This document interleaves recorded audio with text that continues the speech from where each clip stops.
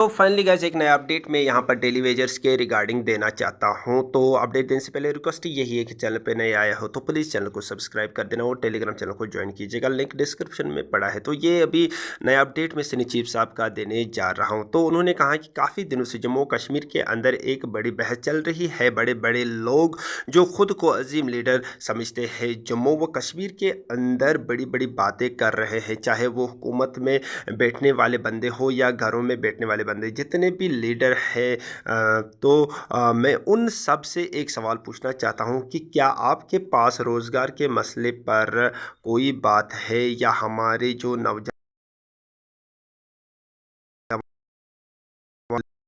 अच्छे के रास्ते पर जा रहे हैं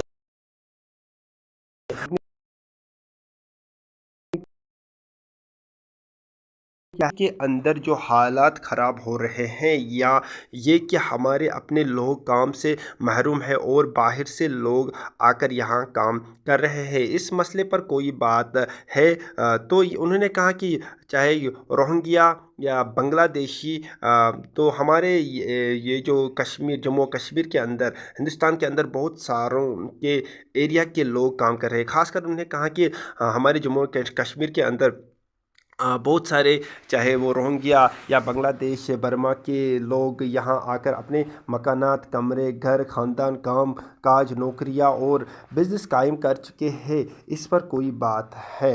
तो साथ ही साथ उन्होंने कहा कि बस किसी का एक ही मसला होता है, एक ही राग इलापते रहते हैं तो शुरू हो जाते हैं। कोई कहता है मेडिकल कॉलेज बंद हो, या उन्होंने बहुत सारी ऐसे बातें की। तो उन्होंने फाइनली कहा कि ये जो हमारे जम्मू एंड कश्मीर में अगर हम बात करेंगे, बहुत सारे एरिया के लोग जैसे रोहिंग्या, उन्होंने साथ ही साथ कहा कि बांग्लादेशी लोग, बर्मा के लोग यहाँ पर काम कर रहे हैं, बिज़नेस कायम उन्होंने किया है। तो क्यों ना सरकार को मैं ये बताऊं कि ऐसी पॉलिसी क्रिएट करे कि जिससे हमारे जम्मू एंड कश्मीर के खुद के लोग यहाँ पर अपना बिजनेस, अपना काम शुरू करें। और साथ ही साथ उन्होंने कहा कि इन्होंने हुकूमत ने क्या किया है कि उन्होंने जम्मू अलग कर दिया है, कश्मीर अलग, लद्दाख अलग, वो ये चाहते हैं। तो फिर आप महाराजा हरि सिंह जी के मजस्मे पर जाते क्यों हैं, वहाँ महाराजा हरि सिंह जी के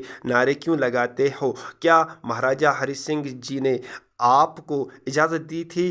क्या आपके ज़मीर ने इनसे पूछा कि आप लोग मेरी बनाई हुई रियासत के टुकड़े टुकड़े कर दो, आप इकट्ठा हो?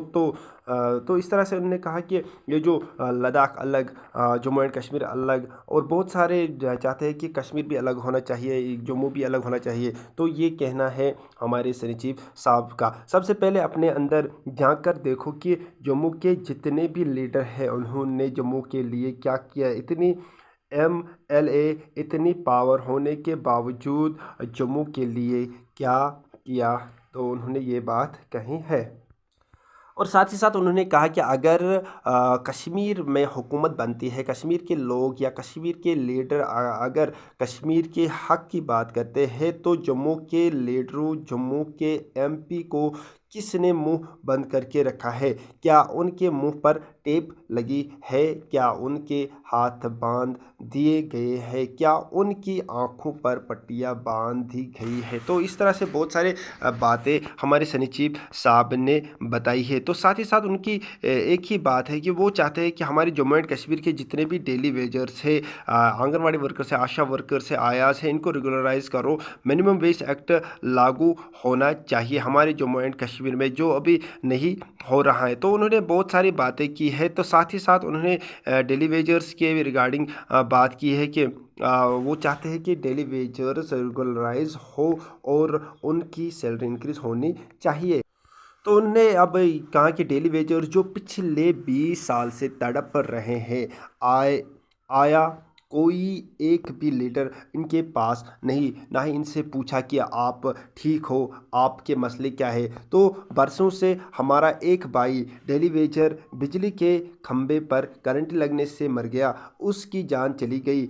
ऐसे कितने भाई मरे होंगे? किसने आवाज़ उठाई, कौन आया साथ देने। सब माइक के सामने आते हैं और बस वहाँ पर बोलते हैं और कुछ नहीं करते हैं। तो इस उन्होंने कहा कि 19 तारीख को रोहिंग्या और बांग्लादेशियों के खिलाफ आओ, मैं खुला दावत देता हूँ।